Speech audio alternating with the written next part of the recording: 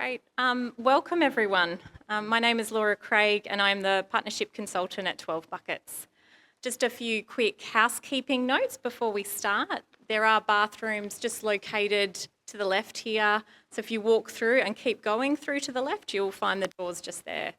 Hopefully we won't need to know, but if there's an emergency tonight, our muster point is Stirling Gardens, and we will be led out by a spacecubed staff member, Sean, who's around somewhere. Where's Sean? Well, he'll be here at the time if we need him. Yeah, we hope. I would like to acknowledge the Whadjuk Noongar people as the original custodians on the land of which we are meeting tonight. 12 Buckets acknowledges the continuity of Whadjuk Noongar culture, connection and contribution to country and community. For this, we pay our respects to elders past, present and emerging. Thank you to everyone for coming out tonight to our corporate sundowner. Many of our team are here tonight. We welcome Astrid and Simon from the 12 Buckets board who join us, our Chief Executive Officer, Nikki, our General Manager of Operations, Larissa, is here tonight, as well as our Marketing Specialist, Natalie, all of whom will be on hand if you have any questions after our presentation tonight about 12 Buckets. So we have, just open this up. Many people that are special tonight to us in this room. Annie Hill, who I don't believe could actually make it tonight. So she may not have made it, but she's from RHA Group, which is our largest corporate funding partner.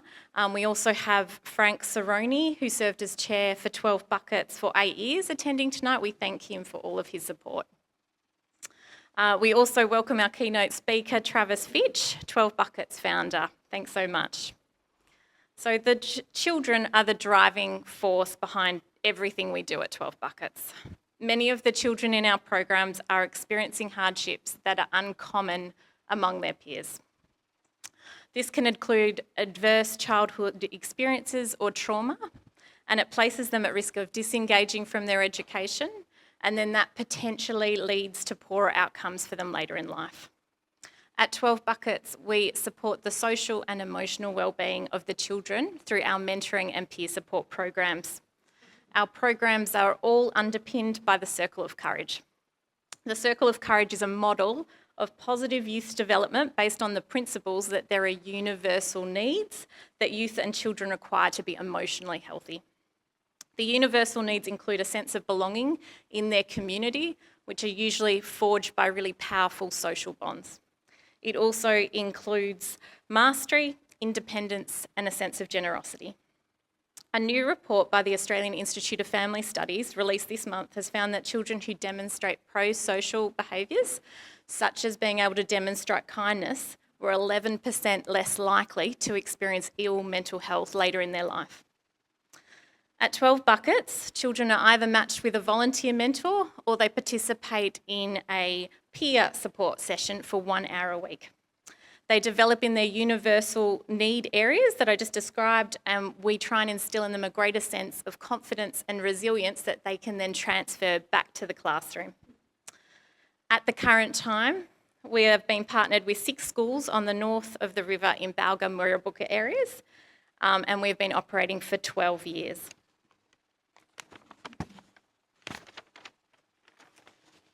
Over this time, we have had the great privilege to walk alongside the children and foster a greater sense of hope for their future and help them find their special spark.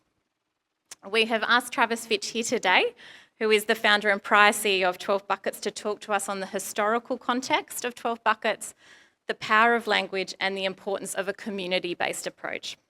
We will be recording tonight's presentation for your knowledge so that we can send it to those who couldn't make it here tonight. Travis has over 20 years of experience in community services, organisational management and social entrepreneurship. He is currently the senior consultant at Oasis People and Culture, as well as a resilience and wellbeing coach at West Perth Football Club. Travis is passionate about supporting people as they cultivate their unique expression of authentic and courageous leadership, a type of leadership marked by rigorous and deep personal reflection and learning, along with exceptional conversational competence, knowing how to have the right conversations at the right time in the right way.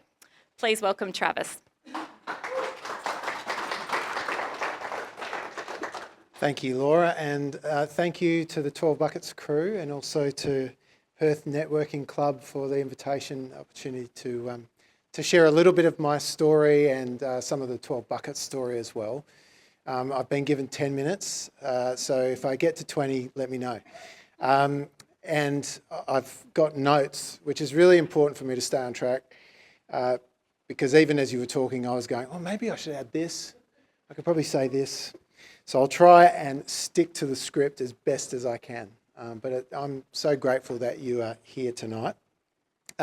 In my work with executive leaders or heads of department in schools or coaching high-performance athletes, I never get tired of exploring the significance of words, which might sound a little bit odd, but we can often think of words as being only descriptive, describing stuff that is out there. But there's a different concept of words that I want to put to you, and that is that words are generative. Words have generative power. That words have a creative potential in them. In our work, we talk about that words create reality. Like that we are all here tonight was simply a series of words that went on.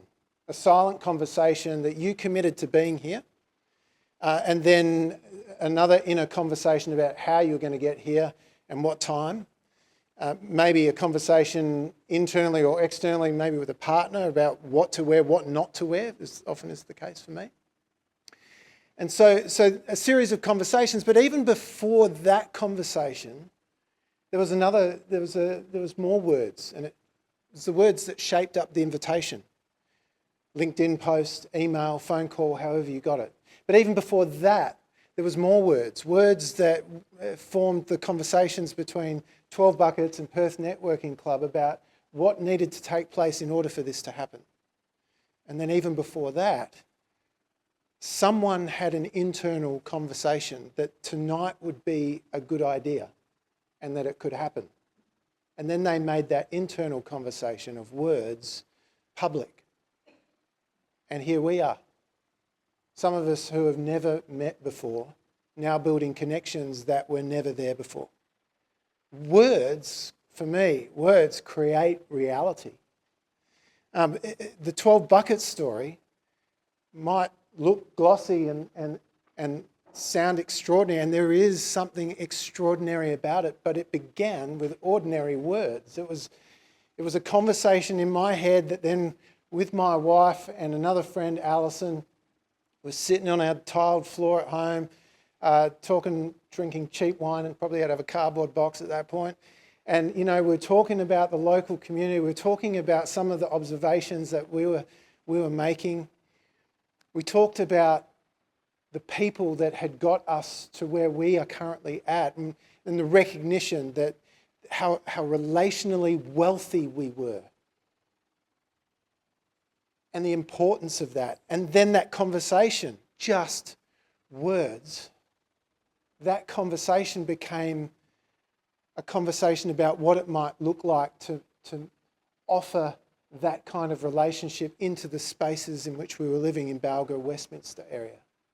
And then another conversation happened between us and a school where we just found out what their needs were and we assessed what we might be able to offer into that space. And then another conversation happened, and it was simply an exchange of words between us and friends as we were telling them about the story, and they wanted to get involved. And then more and more words as ideas came to life and people came on board and constitutions were written, which are what? Words. Words create reality. But, I think one of the things that I really wanted to emphasise, and you might be going, why start there in telling the 12 Buckets story? Well, because words aren't just important about generating an event or creating an organisation.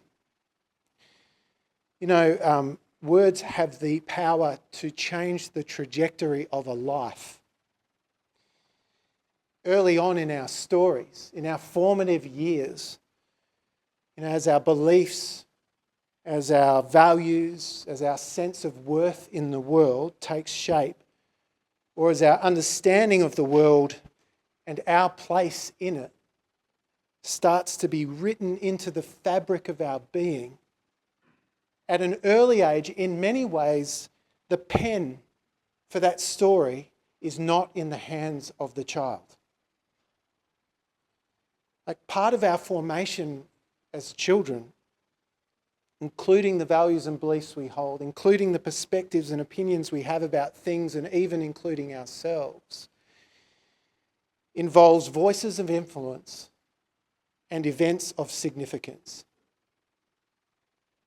Voices of influence and events of significance are those key moments, voices that shape the story, that shape our understanding of who we are in this world. Through no choice of our own, you and I found ourselves born into the hands of certain people. We didn't get a choice in that.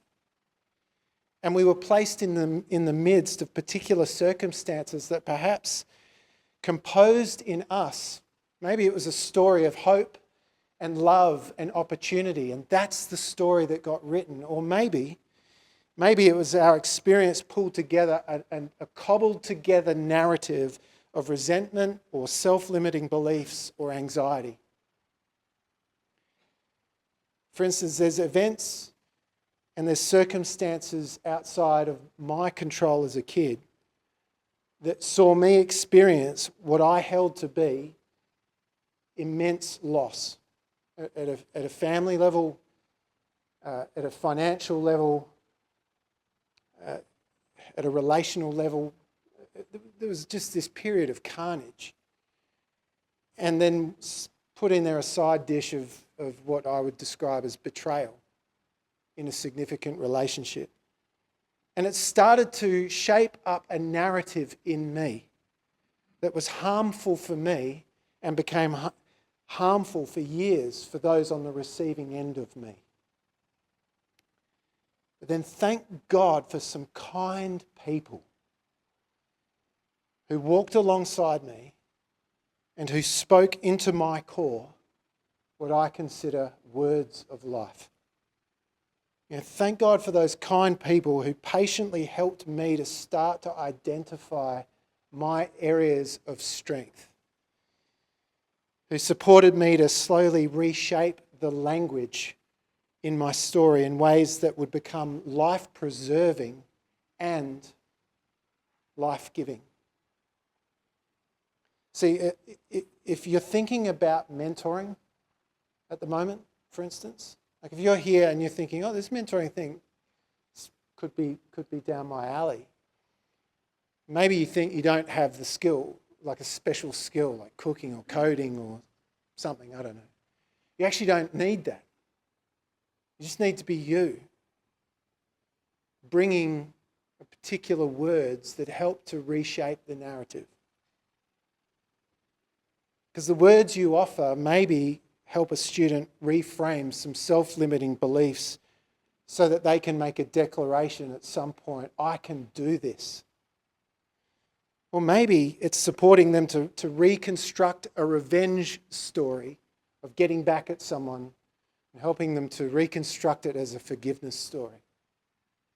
Or maybe it's just helping them to rewrite their perspective that they are alone in this world by helping them to discover that there's a community of support around them, including you.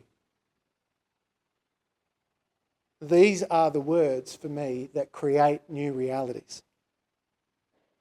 And someone asked a great question. Alina, I think it was you. You said, you asked Simon about the impact of 1 hour a week. What difference does that make? And one, I loved Simon's response, but you can ask him that question later. But for me, the additional part of that 1 hour a week is the reaffirmation of those words, because heard often enough, experienced often enough, these are the kinds of words that have the power to positively shape and change the trajectory of a young life, as it did with me. Now, you might not have the capacity to mentor. Maybe you're here representing your organisation. But I wonder, as you just pay attention to the inner conversation you're having right now about this, what words you could shape up into an idea, a possibility, into a workplace initiative that you can engage others in, that makes a way for more mentor relationships to be established and for the program to expand. And we want it to grow so that more narratives of self-judgment, of fear, of doubt, of anger have every opportunity to be reshaped into tales of hope and beauty and love. In my final thought, what am I up to? 10, 11? All right. Can you edit that question? Anyway. In my coaching work in organisations, it's not uncommon for me to use poetry with leaders. Now, I'm really curious about the inner conversation that just went on in your head as you heard that, but maybe nothing. But I do find poetry is a really effective way of getting leaders, particularly in corporate spaces, to not just engage their head, but their hearts. And there's a particular poem that I wanted to read to you that I think captures the heart and essence of 12 Buckets and what might be possible out of a night like this. So if it's okay, I'll finish with these words. It's a poem by Margaret Wheatley and it's called Turning to One Another. There is no power greater than a community discovering what it cares about. Ask what's possible, not what's wrong, and keep asking. Notice what you care about. Assume that many others share your dream. Be brave enough to start a conversation that matters. Talk to people you know. Talk to people you don't know. Talk to people you never talk to. Be intrigued by the differences you hear. Expect to be surprised. Treasure curiosity more than certainty. Invite in everybody who cares to work on what's possible. Acknowledge that everybody is an expert about something. Know that creative solutions come from new connections. Remember, you don't fear people whose story you know. Real listening always brings people closer together. Trust that meaningful conversations can change your world. Rely on human goodness and stay together. Thank you.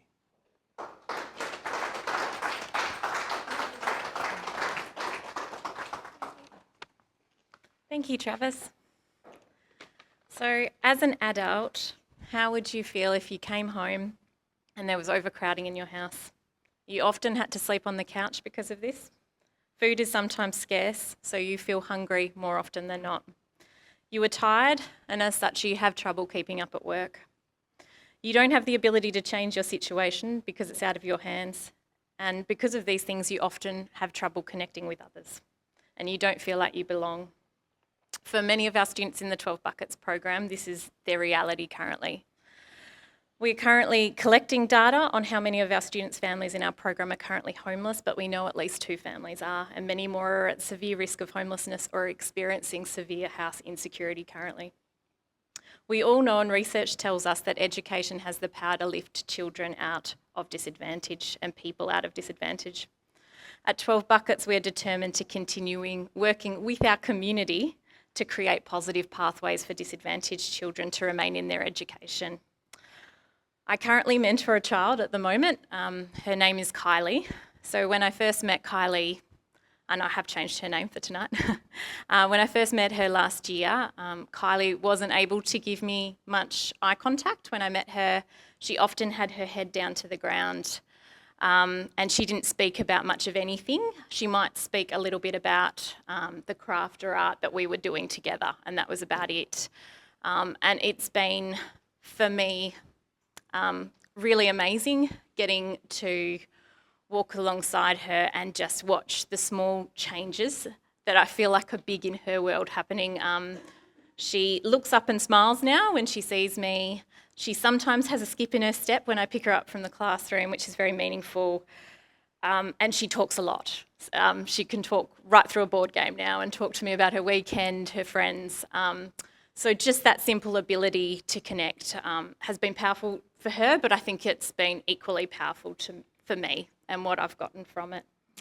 My hope is that the kids like Kylie in all of our programs will be able to be in the 12 Buckets program, be supported by them for their entire schooling experience. As part of the WA business community, everyone here and their organisation is invited to become a part of the 12 Buckets village that supports our children.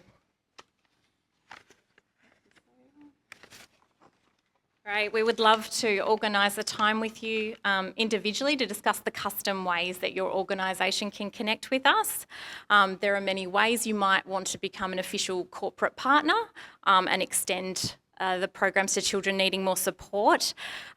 You might be interested in workplace fundraising. We also do have a pilot workplace volunteering program that we're currently organising at the moment.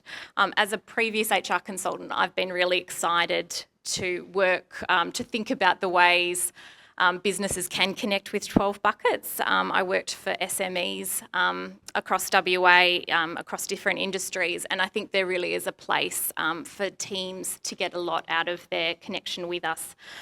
So some of the advantages of workplace volunteering can be greater work satisfaction, retention of staff, greater reputation to then attract the quality staff that we want.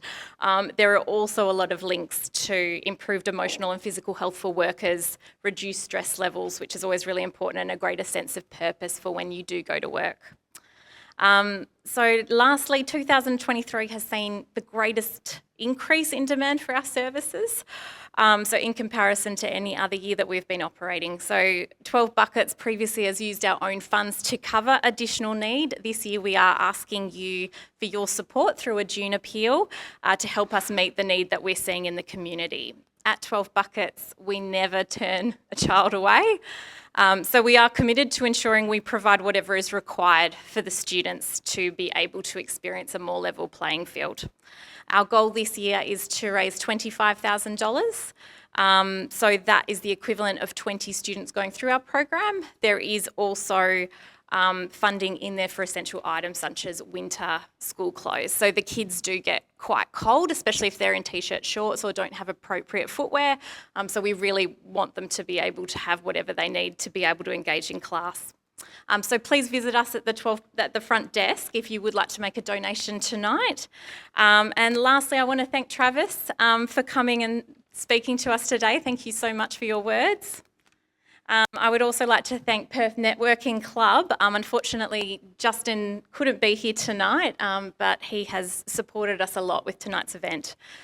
We also want to thank some of our corporate supporters joining us here tonight, Doug Technology, Vantage Wealth Management, and we couldn't do it without your support. I also want to thank WM Networking Group, who recently announced that we are their chosen charity, so we're wishing them luck with their golf day tomorrow. Thank you all for listening. Please reach out to Travis if you have any questions for him or any of our team, and stay and have a drink with us. Thank you.